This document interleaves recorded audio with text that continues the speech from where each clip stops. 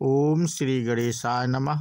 मित्रों, आज इस वीडियो के माध्यम से हम बात करेंगे श्री रामचरितमानस उत्तरकांड से ये प्रसंग लिया है मित्रों। और आज का प्रसंग होगा गुरु जी का शिव जी से अपराध क्षमापन, शापानुग्रह और काकभुसुंड की आगे की कथा। तो मित्रों, इसका भाग 1 हम आप लोगों से साझा कर चुके हैं और भाग 2 आज इस वीडियो के माध्यम से साझा करेंगे। तो बिना देरी के आज का प्रसंग मित्रों हम शुरू करते हैं। सुनि शिव बचन हरसि गुर एवमस्तु इत भाग, मोहि प्रबोधि गयो ग्राहा शंभु चरण उर राग। आकाशवाणी के द्वार शिव जी के वचन सुनकर गुरु जी हर्षित होकर ऐसा ही हो यह कहकर मुझे बहुत समझाकर और शिव जी के चरणों में हृदय रख अपने घर गए। प्रेरित काल विधि गिरि जाई, भयो मैं ब्याल, पुनि प्रयास बिनु सो तनु, तजऊ गए कछु काल। काल की प्रेरणा से मैं विंध्याचल में जाकर सर्प हुआ। फिर कुछ काल बीतने पर बिना ही परिश्रम कष्ट के मैंने वह शरीर त्याग दिया।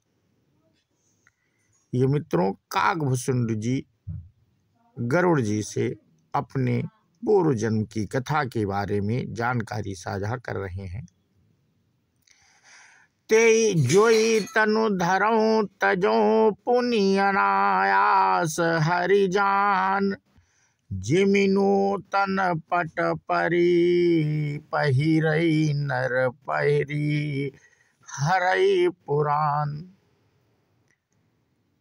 हे हरिवाहन, मैं जो भी शरीर धारण करता उसे बिना ही परिश्रम वैसे ही सुखपूर्वक त्याग देता था, जैसे मनुष्य पुराना वस्त्र त्याग देता है और नया पहन लेता है। शिव राखी श्रुति नीति अरु, मैं नहीं पावा क्लेश, यही विधि धरऊं विविधि तनु, ज्ञान न गयो खगेश। शिव जी ने वेद की मर्यादा की रक्षा की और मैंने क्लेश भी नहीं पाया। इस प्रकार हे पक्षीराज, मैंने बहुत से शरीर धारण किए पर मेरा ज्ञान नहीं गया। त्रिजग देव नर जोई तनु धरऊं, तहाँ तहाँ राम भजन अनुसरऊं, एक सूल मोहि बिसर न काऊ, गुरु कर कोमल शील सुभाऊ। तिर्यक योनि पशु पक्षी देवता या मनुष्य का जो भी शरीर धारण करता वहाँ वहाँ उस शरीर में मैं श्री राम जी का भजन जारी रखता। इस प्रकार मैं सुखी हो गया, परंतु एक सूल मुझे बना रहा। गुरु जी का कोमल सुशील स्वभाव मुझे कभी नहीं भूलता, अर्थात मैंने ऐसे कोमल स्वभाव दयालु गुरु का अपमान किया, यह दुख मुझे सदा बना रहा। चरम देह दुज कै मैं पाई, सुर दुर्लभ पुराण श्रुति गाई, खेलूं तहु बालकन मीला, करऊं सकल रघुनायक लीला। मैंने अंतिम शरीर ब्राह्मण का पाया, जिसे पुराण और वेद देवताओं को भी दुर्लभ बताते हैं। मैं वहां ब्राह्मण शरीर में भी बालकों में मिलकर खेलता तो श्री रघुनाथ जी की ही सब लीलाएं किया करता।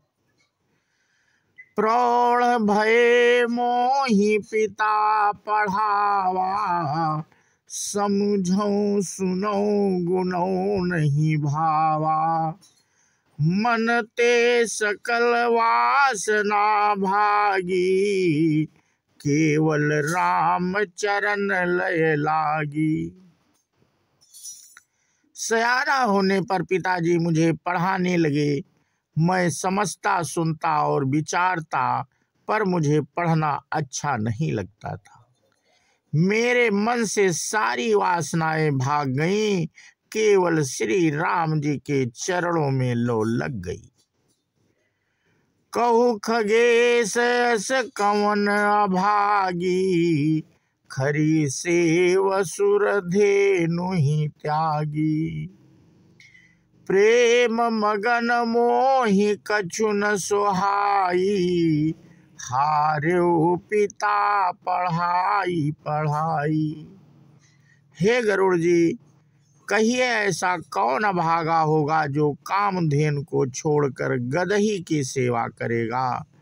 प्रेम में मग्न रहने के कारण मुझे कुछ भी नहीं सुहाता। पिताजी पढ़ा पढ़ा कर हार गए। भय काल बस जब पितु माता, मैं बन गयूं भजन जन त्राता। जहाँ जहाँ विपिन मुनीश्वर पावऊं, आश्रम जाई जाई सिरुनाऊं। जब पिता माता कालवश हो गए, मर गए, तब मैं भक्तों की रक्षा करने वाले श्री राम जी का भजन करने के लिए वन में चला गया। वन में जहाँ जहाँ मुनीश्वरों के आश्रम पाता, वहाँ वहाँ जा जाकर उन्हें सिर नवाता। बूझऊं तिनहि राम गुण गाहा, कहीं सुनो हर्षित खगनाहा। सुनत फिरऊं हरि गुण अनुबादा, अव्याहत गति शंभु प्रसादा। हे गरुड़ जी, उनसे मैं श्री राम जी के गुणों की कथाएं पूछता, वे कहते और मैं हर्षित होकर सुनता। इस प्रकार मैं सदा सर्वदा श्री हरि के गुणानुवाद सुनता फिरता। शिव जी की कृपा से मेरी सर्वत्र अबाधित गति थी, अर्थात मैं जहाँ चाहता वहीं जा सकता था।